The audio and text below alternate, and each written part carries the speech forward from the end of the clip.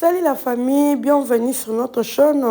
Famille Libota News Télévision. Vraiment, nous sommes là. Tu es Nanda Kunabino, vraiment, en tout cas, bon, recevoir Abisso toujours à Bandekolanga. Kakande Tolobaka, vraiment, ce côté pour la première fois dans la chaîne Nabiso. En tout cas, on s'abonner au Kozala Jamon de SIA. Et bah, le but vraiment, actualité, awa prenza tozala kana pona ko finga te me tozala kana pona ko chakaka makambula tout bande kolanga kaka ndenge tozoloba makambo ezoleka sur l'internet ebisanso auto yebi nangambu ya ba comédien na biso tozaki na likamba mama epela pesi na mte bande kolanga likambo mususu yesu kobima kaka na ngambu ya ba comédien. Alors la famille kaka ndenge bomoni titre na ngai kaka ndenge bomoni penza bandeko y a parlé makambo ezali yango moninga vraiment na ye na lobaraso na yaka pamba te nga na yaka tango likambo ezali. En tout cas restez branchés sur notre chaîne bino moko boko yoka ndenge et ça comme que tout bela mida kutu pardon mida comme que tout bela vous sentir que mutu a comme que tout bela mutazolo avec sous kimia que la famille bino moko boko yoka. En tout cas vous allez toujours brancher sur notre chaîne, vous allez découvrir oh vraiment toye kopé sabino natang opé na mokolo na lelo wana vraiment toye vraiment pour la kopé sambote na biso et pas maman Belvi Kandila patrona en poutine de l'écriture voilà ça c'est musala qui toko vraiment ba le film déjà ezali film la saison la carte Belvi TV toko toke kota la film la biso bandeko bah le but c'est du lourd chez Belvi TV, rien à dire vraiment kunande makamba kitoko ezoleka. Donc ceux qui ont nous au quotidien kota la film en tout cas kota ceux qui peuvent nous kota la film la Belvi TV kota bandeko kota au découvrir biso vraiment yomoko ko sentir que en tout cas awande musala ezali vraiment mbote na pe na famille bota mobimbe puis ma mère vient à bino nyonso oh bolinga kabiso mère vient à ma famille bota mobimba partout vous êtes dans le monde entier. Ma mère vient à la famille na mère vient à batu nyonso et puis ba mbota ma elam ba oh neso ba bota ma na mois de décembre vraiment en tout cas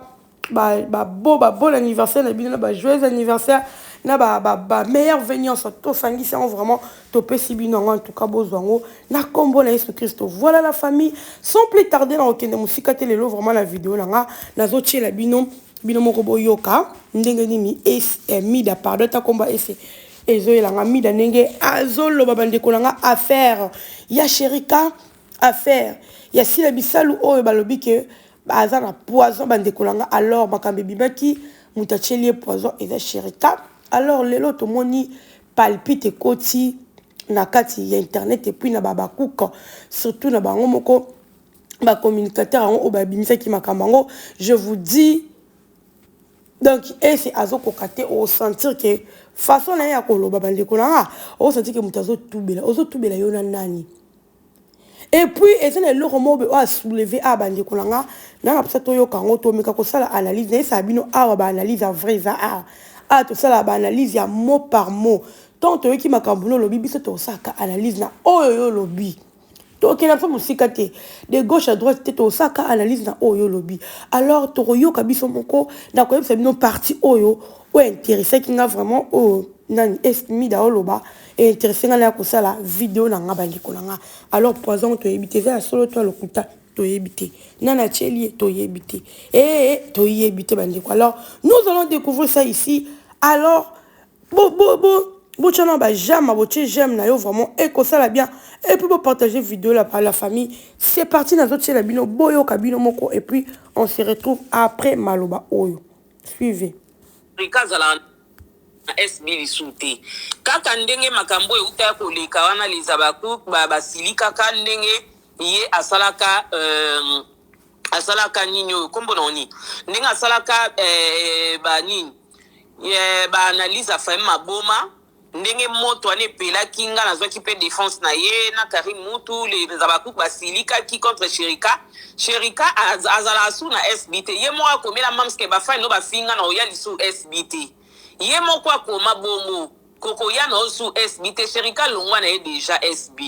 mais si comme makambo neti biso to lobi etali na ngoku yote pe to lobi ke to tangi kombo mutu te jusqu'à présent mais to supeka dikubo Sherika bimi mbala moko atombo kikuna mbala moko franchement yaya ata kutu baluka ba problème ango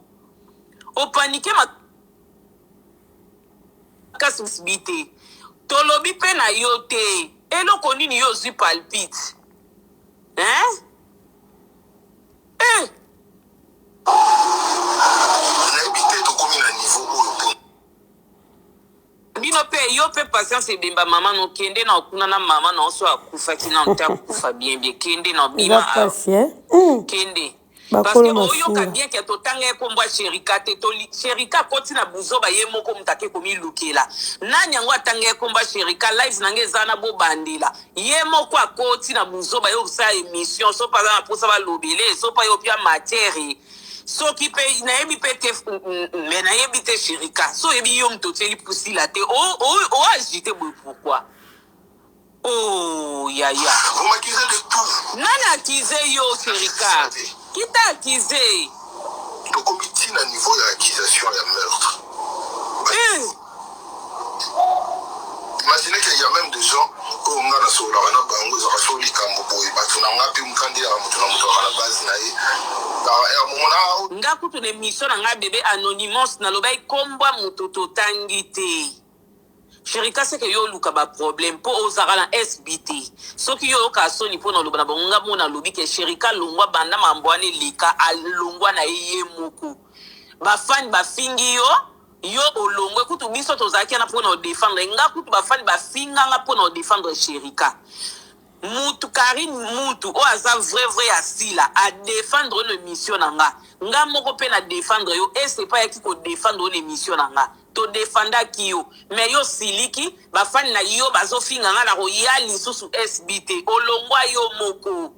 diku boye lelo biso tosali makambo na biso fo vano kimia parce que ozara su na sila te oye kokosa droit de réponse ke biso to lobi non est-ce que biso to kangi o kindokia est-ce que biso to kangi o mobomi awa oh yaya non mais na expliqué au baïbe c'est pas le bani pour accuser moto de meurtre qu'est-ce qui me dérange na si la étant vivante on a regagné yango na soka kufi nina natandi kombono sherika na évité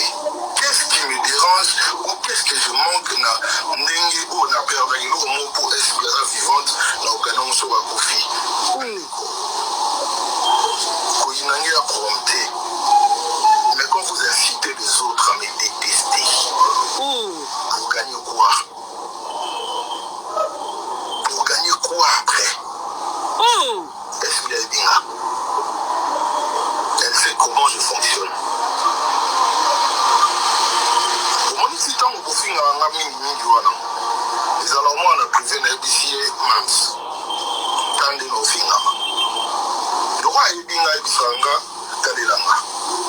mais même il mon cours à s'attendait que niveau il y a un euro que tu vas l'enlever en niveau comme un niveau non moto de fond ngati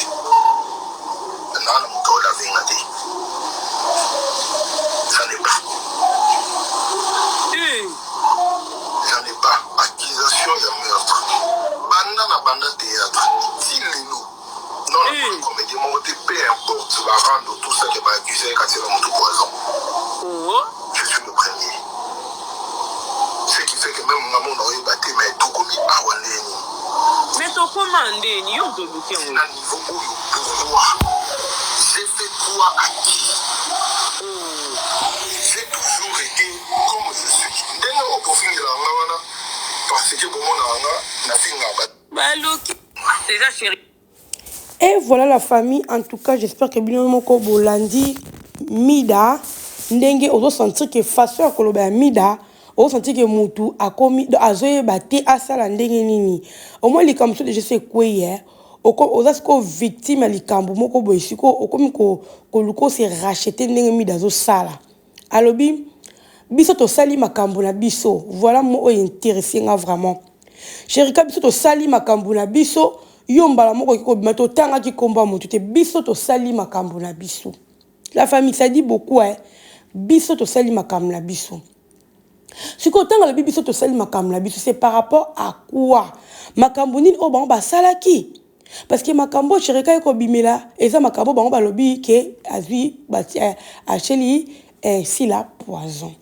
siko tant ya zolo bana ba dire na ye siko biso to sali makamla biso to sali makamla biso to tanga ki kombo na te donc makambo to bo sali yango donc bozaki conscient ton bonne ko sala likambo ngo donc c'est que besoin qui na bino temps ya ko vendre te to raisonner to lobake ba ici la poison to sala ngo lokwa na réseaux sociaux et ça ce qui ndenge nini parce que vous êtes ils a possible na bino et que depuis bon ils a possible c'est possible et pas babakou tout est possible je vous dis c'est possible pe za nango bongo pour comment yo likambo likambo poison ou besoin to yebi likambo pasi mais yo so baka biso to sali makambo na biso boko sala makambo ndenge nini po eze loko ebimi siko bino bo sala makambo na ndenge nini mida bino bo sala makambo susu na ndenge nini loko mtu likambo ebimi soit disant azana poison siko koyoka ba dire na ye alobi shirika c'est alongwa SB mais koyoka shirika ndenge azoko loba que ba solo la kana sila aute ko chindela ye balini babide taninge ba fano bazo finganga si les fait non zala ki pour abi si la ebinde to fundi na fonctionnaka donc pour dire que mak aoya lobi ki shirika longo na SB c'est faux kaka nde ba mesana na via le couteau yo kosaka bon ba kuka ne ba kuka nde ba vandaka ba yo kaka ba via le couteau nyonso c'est vraiment malheureux hein. C'est vraiment malheureux. Nous sommes les cas passe biso to za na to to ta la kana misu mais likamba poser ça fait très mal parce que to za biso ba congolais to ko linga jamais malheur à muninga ya mutu moko si réellement ils ont la poison au bâti ici là en tout cas nzambe a bomba nzamba batela ye alors si là to ande koloba tom supeka bato yo mimonyo confier na bango mo na ba batu malamu ezaki ke akokende ya kokende feti te ba kotiele poison ya ko sala boete ba matanga zalaka te ba makamnya ça sila comme monde à part siko mutu aza monde à part poison ake ko lela ngo wapi po yo sangana suna batu te bato basangana na batu baza ba hypocrite on basangana na batu ba linga bango yo siko sangana na batu te mama siko poison oke ko zwango wapi question de mutu na pe biyano bo mekana ko répondre sur ba commentaire hein parce que tu es ici là ya zani na batu te siko ndenge ni ake ko rattraper poison pour vous dire que nzamba ebi nyonso le to tambola boya ya to tikosa mabete baka ko tambola bien tout ça la kaba tu madame c'est très important la vie à l'élo sinon tu ekoza la passe pour la vie na biso bande ko ngai to banga nzambe ya solo ozomona po yo zakano na batu te yo linga no su batu te siko poison ngo eke wapi nanango achele bachelo ya mupepe ya ni ata kutu mupepe ngo ezalaka bokoki ovanda tamo ba distance siko pepe distance te na bato bomona na kutu te boyebi mbula bomona na te na ba comédien mususu siko banani bachele yango c'est que na kata groupe na yo toloba alors bande kolanga eza pasi pe mawa na monde ba comédien oyo eza pasi pe mawa na comportement ya mama Sila parce que au vanda la bande kona yo tamulai to tshika ko yoka makambo te bolia na bango bomela na bango botambola na bango to tshika ko yoka lisola poison te lelo yo kaka lelo to komi ko yoka ya eza na batu mususu bozana bango pembeni yo zo kanisa batu malamu o yebi pe betadam na bango te o yebi mitema na bango te siko bien ezaka ki parce que yo déjà so kabwana na bato moyen siko bo kose la bato na makambu ezate yango lelo bere ko il pas shirika parce que le quoi shirika a fait la belle vie ba promotion à lobaka et posa côté kuna donc moni mutu msubo kozwa te pour lelo vraiment ba ka déjà c'est kabwana alors mutu andimi aza netre bonde ti shirika yango lelo akwe libère c'est pas normal c'est pas ça la vie. Ya koluka koko c'est la balinga makambu histoire à poison c'est grave pour shirika a salibino nini et puis shirika ko sala ngo pas nini la famille s'il vous plaît nande bazala bien si la problème te l'autre côté c'est quoi ko sala ngo pas nini pas gagner nini mon peut réfléchir ça mon peut on te donne la makambu soit disant mi dalobi atanga ki combat shirika te mais boye baniti boyeba ni tapela bato bazaka na kati wana to bobeteki ba masolo ba on peut ka te so ba comme c'est les shirika ya okolo ba kena kata vidéo tanga kiti mais bobeta ka masolo na bino bozaka na ba groupe na WhatsApp bozaka na ba groupe na WhatsApp ande bobetaka ba masolo peut-être avant yo ça la live wana obeteki no mama solo na ba groupe tant sous combat Chérika bima qui peut jamais Chérika yo tomboka ka pamba boy sans que likambo ezalate babi y a pas le feu sans le fumer. Donc ceux que moni Chérika yese ka yo kango vraiment pas proche o yebi ke bazana kati ya SB ba yebi se ndenge bino bozo beta masolo wana na live peut-être bo banga parce que likamba poison et likambo grave peut-être na live bo boko banga koloba yango mais peut-être en coulisses bo beta ki yango bimi bo beta kon ki bolbi Chérika et ko ki bima pamba te so boloba ki yango te et puis na ndenge to yebeli Chérika bo ayo kakamba la moko ke batangi na ba kombolete et puis à juste soupçon mon côté mba moka réagir mais jamais ndenge to yebeli Chérika alors bo se repentir. Ils a pas paiement. Voilà la famille en cas toi qui oloba. Moi analyse mouki en tout cas na tikibino. On se retrouve à la prochaine vidéo. Tout quand on a ba film là chez Bellevue.